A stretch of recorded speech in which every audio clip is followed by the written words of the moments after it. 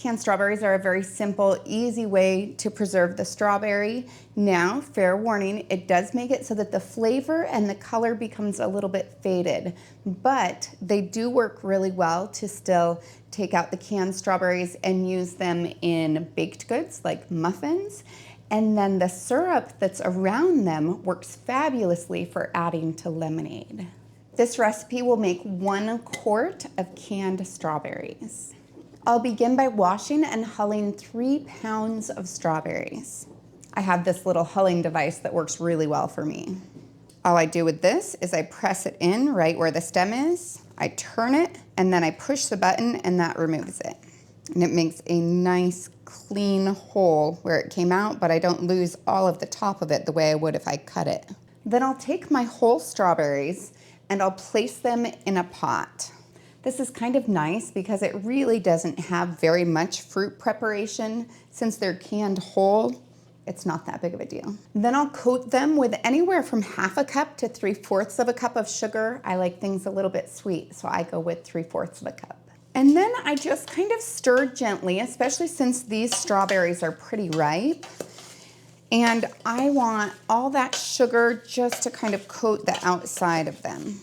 Then I'll place this in a cool location and let it sit for 5 to 6 hours until the strawberries start to sweat. Now that these have been sitting for a couple of hours, the sugar has actually melted in and it has a lovely syrup around it. So I'll place this on the stove just on warm, and I want the strawberries warm but not really cooked because they'll get very soft if they're on there for too long. Now I'll take my warmed strawberries and place them right in my jar. I'll start with some of the syrup. Now if I was doing a large batch of this, I would probably use a ladle, but because this is only 1 jar worth, it's no big deal. Just using the spatula works. So it's always a little bit hard to estimate exactly how many strawberries I'm going to need. This is pretty close, but I actually have more than is going to fit in this jar.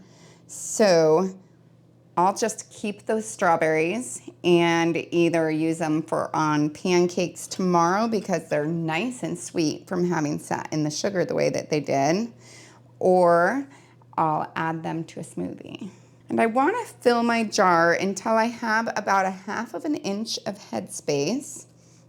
And I just want a little bit more syrup there, just so that it covers all of my fruit. And then I'll use a clean damp cloth to wipe off the rim. And then I'll apply my ring and lid fingertip tight.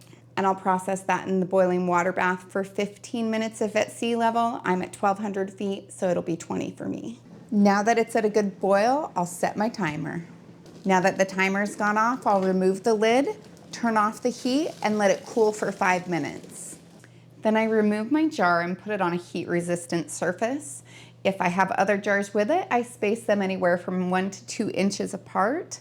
And then I'll leave it here for the next 24 hours so that it gets a nice seal. After that, I'll remove the ring and use hot soapy water to clean off the outside, store it in a cool, dry, dark location, and eat it within the next 1 to 3 years. So this taste test is a little bit interesting because I usually use this more as an ingredient than anything else.